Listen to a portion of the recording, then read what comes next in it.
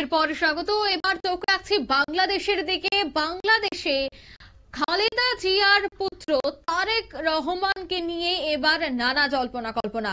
প্রশ্ন উঠছে, কেন বাংলাদেশে ফিরছেন না খালেদার পুত্র? একদিকে গভীর সংকটে খালেদা জিয়া, ঠিক অন্যদিকে লন্ডনে তারেক রহমান। আদৌ কি বাংলাদেশে ফিরবেন খালেদার পুত্র? প্রশ্ন কিন্তু রয়েছে। তবে কেন দেশে ফিরছেন না তিনি, কিসের ভয়, তা নিয়েও কিন্তু একাধিক প্রশ্ন। তবে সে বিষয়ে আমি বিস্তারিত জানবো। এই মুহূর্তে বাংলাদেশ থেকে সরাসরি যুক্ত হয়ে গেছে বিশিষ্ট সাংবাদিক, যদিও নাম প্রকাশ্যে অনিচ্ছুক। আমরা কথা বলবো ওনার সাথে। প্রথমে আপনাকে নিউজ ভ্যানগার্ডের পর্দায় স্বাগত জানাচ্ছি। ধন্যবাদ, আপনাদেরকেও ধন্যবাদ আমাকে যুক্ত করার জন্য। এই মুহূর্তে একটা প্রশ্ন রীতিমতো ঘুরপাক খাচ্ছে, তা হলো আদৌ কি বাংলাদেশে ফিরবেন খালেদার পুত্র? কেন বাংলাদেশে ফিরছেন না, কি ভয়?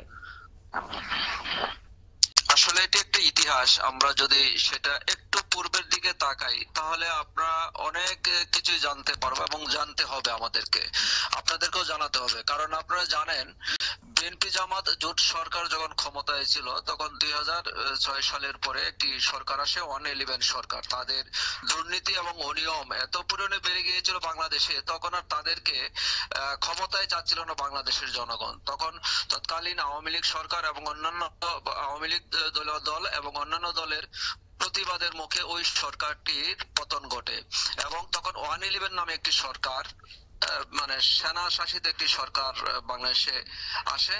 ওই সময়ে 2007 সালে তারেক রহমানকে, তখন তিনি সদ্য সাবেক প্রধানমন্ত্রী বেগম খালেদা জিয়ার জ্যেষ্ঠ পুত্র, তিনি কোনো দলীয় দায়িত্বে ছিলেন না, কিন্তু তাকে খাম্বা তারেক বলেন, কমিশন তারেক বা হাওয়া ভবনের তারেক, এইসব বিভিন্ন বিশেষণে তাকে বলা হতো।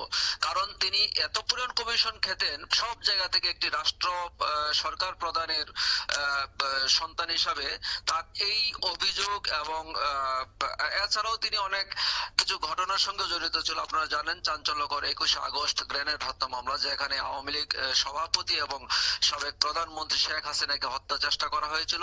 সেই মামলা, সেই আক্রমণটি ধারণা করা হয় তার ব্রেইন চাইল্ড, এবং সেই মামলায় কিন্তু তার ফাঁসিও হয়েছিল। যাক, সেই কথা। ওই সময়ে 111 সরকারের হাতে তাকে গ্রেফতার করা হয় এবং 2008 সালের সেপ্টেম্বরে তিনি লন্ডনে চলে যান। সেখান থেকে এখনো তিনি সেই লন্ডনে আছেন। আপনারা জানেন, 5 আগস্টের একটি কথিত একটি অভ্যুত্থান হয়েছে, যেখানে ষড়যন্ত্রের মাধ্যমে একটি গণতান্ত্রিক সরকারের পতন হয়েছে।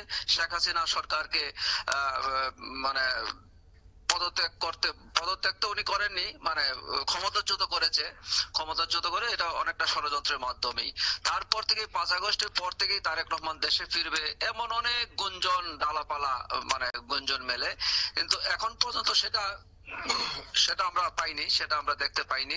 কারণ হলো, বাংলাদেশে ফেরার জন্য তার যদিও দলের পক্ষ থেকে, এমনকি বর্তমান ইন্টারিম গভর্নমেন্টের পক্ষ থেকে তার সমস্ত মামলাগুলো প্রত্যাহার করা হয়েছে। আপনারা জানেন, প্রত্যেকটি মামলাই খুব ভয়াবহ মামলা। প্রত্যেকটি মামলাই আপনার যেমন ধরেন, মামলাগুলো যদি আমি একটু বলি, সেগুলো হলো 21 আগস্ট গ্রেনেড হামলা মামলা, তারপর হলো জিয়া অরফানেজ ট্রাস্ট দুর্নীতি মামলা, জ্ঞাতয় সম্পদের মামলা, অর্থ পাচার মামলা, মানহানির মামলা, রাষ্ট্রদ্রোহের মামলা, এমন অনেক মামলাই তার বিরুদ্ধে ছিল এবং প্রত্যেকটি মামলায় তিনি সাজাপ্রাপ্ত ছিলেন। সেই প্রত্যেকটি মামলাই তার খারিজ করে দেওয়া হয়েছে। তারপরেও তারেক জিয়া দেশে ফিরছেন না, তারেক রহমান দেশে ফিরছেন, এটি আমাদেরকেও ভাবায়। এখনো কি প্রাণের ভয় রয়েছে? এটা খুব ইন্টারেস্টিং একটি প্রশ্ন। ইন্টারেস্টিং বলছি এই কারণেই যে দেখেন, সবকিছুই কিন্তু এখন তাদের নিয়ন্ত্রণে। আমরা তো প্রায়ই আপনার সোশ্যাল মিডিয়াতে ট্রল করা হয়, বাংলাদেশ এখন বাংলাস্তান হয়ে গেছে, মানে পাকিস্তানের ভাই, পেয়ারে পাকিস্তান। আপনি দেখেন, এখানে জঙ্গিবাদ এবং উগ্রবাদ এমন ভাবে বেড়েছে যেটা বলার বাহিরে। আপনারা সোশ্যাল মিডিয়া এবং বিভিন্ন ইন্টারন্যাশনাল মিডিয়ায় যেসব নিউজ হচ্ছে, তারপরেও তিনি কেন ভয় পাচ্ছেন, এটা আমাদের আসলেই হাসায়, আমরা হাসি। কারণ হলো, তার কথাতেই তিনি, যেমন ধানমন্ডি 32 যখন ভাঙা হয়, 5 আগস্টের যখন এই ষড়যন্ত্র করা হয়, সবকিছুতেই বলতেন তারেক রহমান, তিনি নিজেই বলেছেন যে এটা আমাদের মানে আমাদের দ্বারা এটি সংগঠিত হয়েছে। তারপরেও তিনি ভয় পান, সেটা আমাদেরকে সত্যি হাসায়। একদমই। ধন্যবাদ আপনাকে। ধন্যবাদ। আমরা কথা বলছিলাম বাংলাদেশের একজন সাংবাদিকের সাথে এবং তিনি কিন্তু তুলে ধরলেন যে কিভাবে বা কি রয়েছে ইতিহাস। তবে সেক্ষেত্রে কিন্তু প্রশ্ন থেকেই যাচ্ছে যে এখনো কি প্রাণ নাশের হুমকি বা এখনো কি প্রাণের ভয় রয়েছে, সে বিষয়ে আমি বিস্তারিত জানবো। এই মুহূর্তে টেলিফোন লাইনে যুক্ত হয়ে গেছে প্রতিনিধি শেখ মনিরুল। মনিরুল, একদিকে গভীর সংকটে রয়েছে খালেদা জিয়া অসুস্থ রয়েছেন, কিন্তু এখনো পর্যন্ত জ্যেষ্ঠ পুত্র সে ফিরে আসেনি, সে এখনো বাংলাদেশে আসেনি। কি মনে হয়, আওয়ামী লীগ ক্ষমতায় না থাকলেও এখনো প্রাণের ভয় রয়েছে খালেদা জিয়ার জ্যেষ্ঠ পুত্রের, কি বলবে? দেখো, আমার আগে যিনি এই বিষয়টা বললেন তিনি বাংলাদেশের বিশিষ্ট সাংবাদিক, তার কথা রেশ ধরেই বলছি যে কেন তারেক রহমান দেশে ফিরছেন না।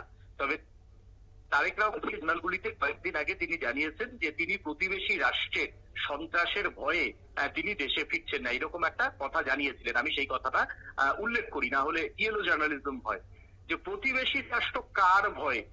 যদি তিনি মনে করেন যে ভারতকে শত্রু রাষ্ট্র, এবং ভারতের সঙ্গে কিন্তু ডিপ্লোম্যাটিক পর্যায়ে বর্তমানে এক বিএনপি কিছুটা হলেও কিন্তু যোগাযোগ রয়েছে, এবং ভারত সরকার এই ক্ষেত্রে পরিষ্কার করে দিয়েছে যে নির্বাচিত যে কোনো গণতান্ত্রিক সরকারের সঙ্গে ভারত সরকার সম্পর্ক রাখবেন। এবং প্রণয় ভার্মা, যিনি বাংলাদেশের হাই কমিশনার, তার বিশেষ কিছু আমন্ত্রণে সেখানে কিন্তু বিএনপির মির্জা ফখরুলরাও উপস্থিত ছিলেন। তাহলে কিসের ভয়? প্রশ্নটা কিন্তু এইখানেই। যেটা জানা যাচ্ছে যে এবং আমি বলতে বাধ্য হচ্ছি যে ডিপ স্টেটের যারা এজেন্ট,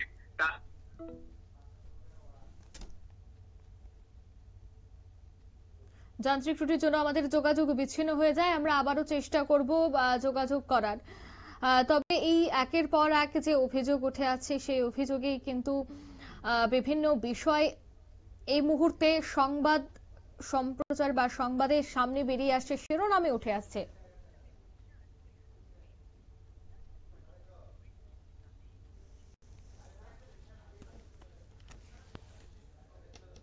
নিয়ে নিচ্ছে এই মুহূর্তে ছোট্ট একটি বিজ্ঞাপন বিরতি, সঙ্গে থাকুন।